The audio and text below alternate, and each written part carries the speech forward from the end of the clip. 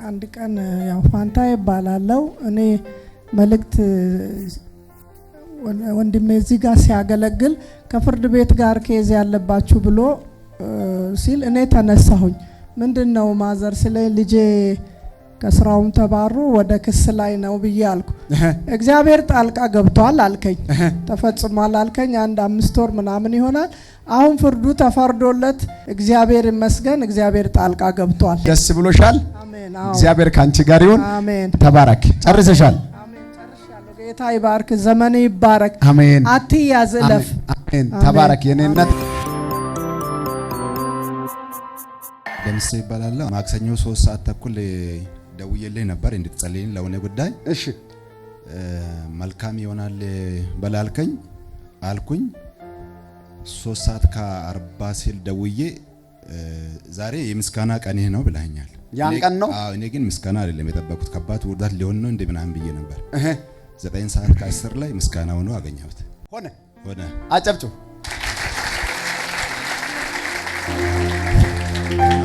በቃ ምስጋና ሆኖ ቀረ። ሆነው ቀረ። ቁጭ በል።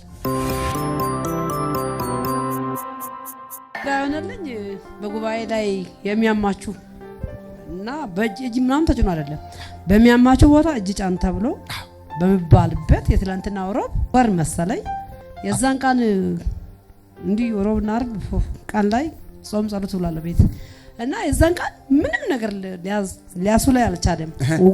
ውጋ ትዞኝ ማክሰኞ ሰኞ ሮብ ማክሰኞ 2 ቀን በቃ ነፍሴ ሊወጣ ስል ምስክር እንደምን አለችኝ፣ ወተሽ ሂጂና ተመርመሪ፣ በአሁኑ ሰዓት ኩላሊት ውድ ሆኗልና ሄደሽ ተመርመሪ ትያለኝ። አልመረመርም እግዚአብሔር ራሱ ይፈውሰኛል አልኩና የሮብ ዕለት ጾም ጸሎትን ትቼ ውሃ እየጠጣሁ አልኩኝ። ከዛ ማታ እዚህ መጣሁ። እንዲቀስፈው ይዞኛል በእውነት።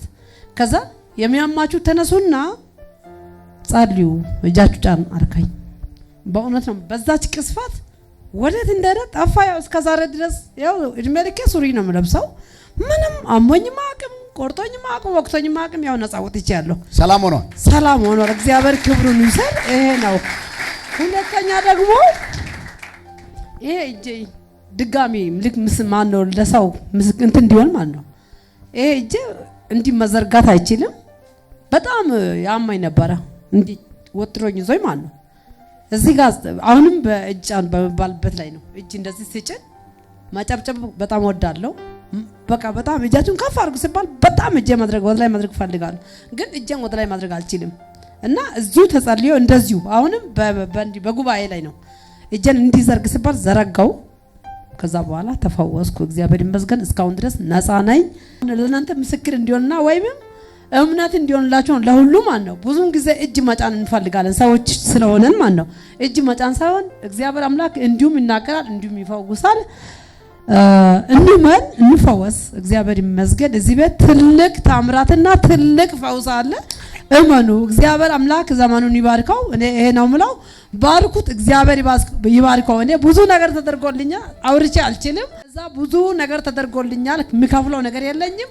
እግዚአብሔር አሜን። ተባረክ።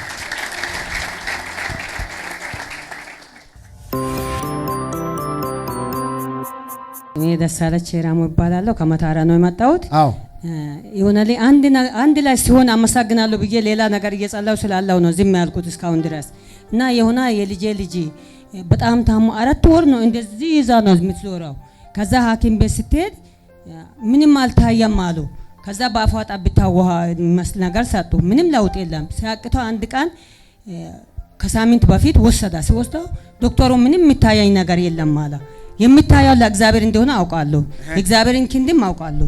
ስለዚህ እዚህ ቤት ዘይት ይጄ ጸልዩ፣ የልጄ ልጅ ነው የታመማ እና ዝም ብሎ መጮህ ብቻ ነው። በቃ ጮጮ ሲደክመው ነው የሚታኘው። ስለዚህ ይሄንን ጸልዩ ሲል ጉባኤ በሙሉ ወዴት ነው ስትል ወደዚህ ነው አልኩት። እጃችሁን ዘርጉና ጸልዩ ስትል ጸለዩ። ከጸለዩ በኋላ ያንን እኔ ይጄ ሄድኩና ቀስ ብዬ በጭንቅላቱ ላይ በሆዱ እምብርቱ ላይ ነፋውና ጌታ ሆይ ላንተ እንደምቻል አምናለሁ፣ አንተ እንደቀደምክ አምናለሁ ብዬ አመንኩ። እውነት ነው የምላችሁ በእግዚአብሔር ፊት ዛሬ 4 ቀን ነው ይሄ ልጅ ተፋውሶ ታኝቶ ይጫወታል፣ ይጠጣል፣ ይጠባል። አጨብጭብ። ዘይቱ ሰርቷል። ዘይቱ ስሙ ሐዋርያ ጳውሎስ መድረስ ባቀተበት ጨርቁ ነው የሚላከው። አሜን። ስለዚህ ይሄንን ነው በነቢያቶች እግዚአብሔር የማይሰራ አይምሰላችሁ። አሜን። የሆነልኝ ነገር ሞይ ነበር። በህልሜ አይቼ ነበር መጀመሪያ የመጣሽው። እዛ ተኝቼ ያለው ዘይት ይቀባኛል።